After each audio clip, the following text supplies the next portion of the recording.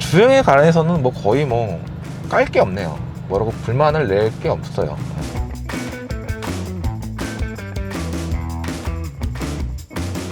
안녕하세요, 오토캐스트 김성관 기자입니다.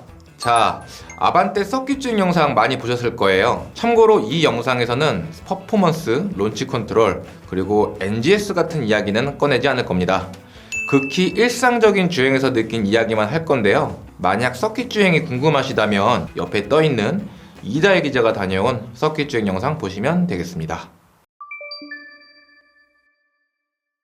최근 현대차가 내놓은 세 번째 N모델 아반떼 N에 대한 관심이 대단히 뜨겁습니다. 얼마 전에 열렸던 미디어 시승회에서도 많은 기자와 인플루언서들이 역대급 가성비다, 사기 캐릭터다, 이런 극찬들을 했는데요. 국산차 중에서 이렇게까지 극찬을 받았던 차가 있었나 고민하게 될 정도네요. 그런데 저는 아반떼 N을 가지고 서킷이나 와인딩 도로를 가지 않았습니다. 저는 이 차를 가지고 3일 동안 출퇴근 및 개인 일정들을 소화했는데요. 아반떼 N을 가지고 출퇴근이라 어딘가 조금 어색해 보일 수도 있을 것 같아요. 그래도 생각해보면 전문 레이싱 선수가 아닌 이상해야 맨날 서킷을 갈 수는 없잖아요. 그리고 차를 가장 많이 타는 장소는 역시 일반 도로 위잖아요. 저는 그래서 일반 도로에서의 반응이 굉장히 궁금했습니다. 아반떼 N이 서킷에서 줬던 감동을 일반 도로에서도 줄 수 있었을까요? 일단 시승차 옵션부터 알아보시죠. 시승차는 듀얼 클러치 8단 자동 변속기가 들어가 있습니다. 여기에 현대 스마트 센스와 컨비언스, 그리고 N 라이트 버킷 시트, 컴포트 2가 추가됐습니다. 시승차의 가격은 3,632만원입니다. N 퍼포먼스 파츠는 전혀 들어가지 않았고 선택할 수 있는 옵션 중 썬루프를 제외하고 모두 넣었으니 풀옵션이라 봐도 무방할 것 같습니다. 자, 이제 일반 도로에서의 느낀 아반떼 N을 딱 5가지로만 이야기하겠습니다. 요거 알아두면 언젠가 요긴하게 써먹을 때가 있을 겁니다. 자, 첫 번째, 빠밤! 시트가 굉장히 편합니다.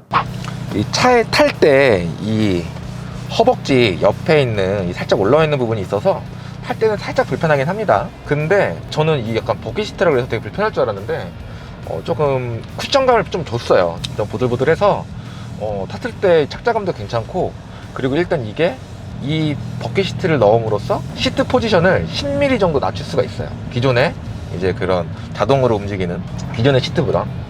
두 번째, 승차감이 의외로 괜찮습니다. 저는 개인적으로 이 차가 승차감이 별로 안 좋을 거라 예상을 했어요. 그 이유가 뭐냐면 일단 타이어에 있습니다. 이 차에는 그 미쉐린 파일럿 스포츠 4S가 끼워져 있어요. 245의 35 사이즈인데요, 19인치요. 사실 이 바깥에서 봤을 때 그 바퀴의 그 두께 자체가 굉장히 얇아 보여요. 그래서 저는 좀 승차감이 딱딱할 거라고 생각했는데 일상생활에 적용하기엔 나쁘진 않습니다. 되게 딱 탄탄하고요. 제가 그 벨로스타 N과 코나를 둘 다 타봤는데 벨로스타 N은 살짝 딱딱하고 코나는 좀 물컹물컹했어요. 약간 SUV니까 당연하죠. 근데 그 둘 사이에서 적정선의 약간 좀 수준을 잘 유지한 것 같아요. 어떻게 보면은 되게 탄탄하다? 단단하다는 느낌은 아니고요. 탄탄하다는 느낌이 맞는 것 같아요.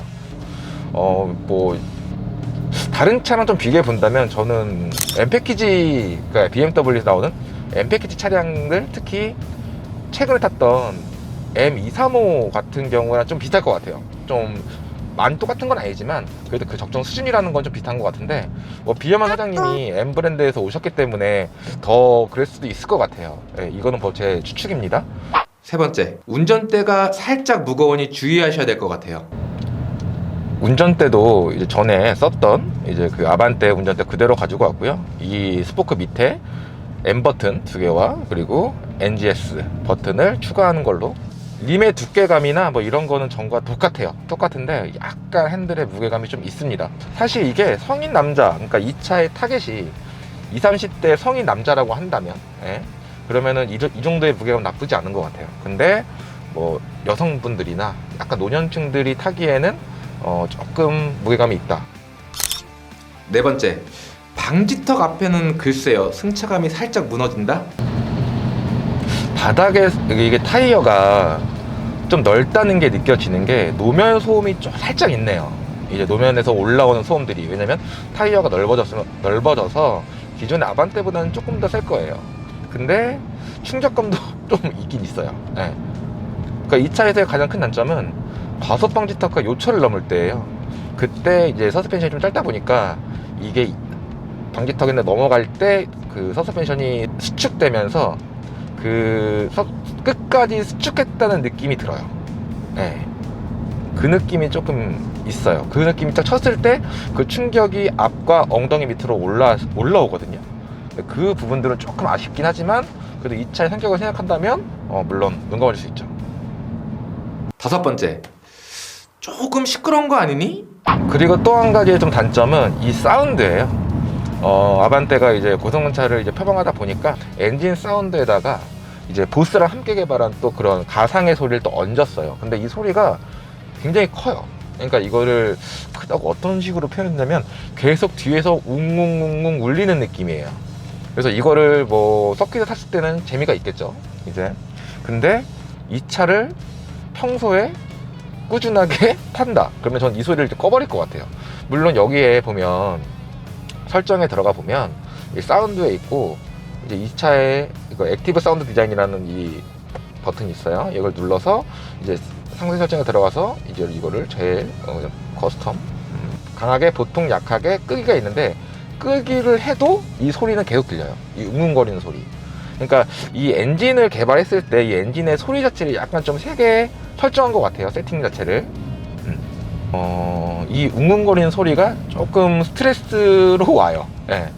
이게 아마 달리시는 분들은 뭐 빠르게 달릴 때나 뭐 이럴 때는 이런 게 운전자의 약간 좀 운전 재미를 더 배가시켜주는 그런 역할을 하기도 하지만 이거를 일상생활에서 탄다?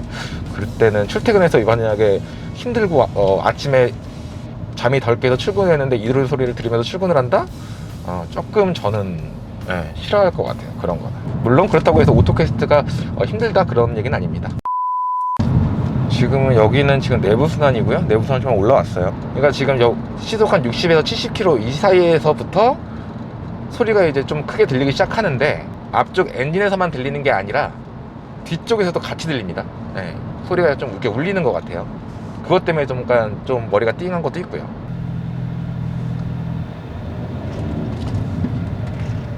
들리시죠? 살짝 RPM을 올리면 2000rpm 정도인 것 같아요. 2000rpm에서 올리면 2000rpm 이상이 올라가면 소리가 우웅웅 거리는 또 그런 느낌.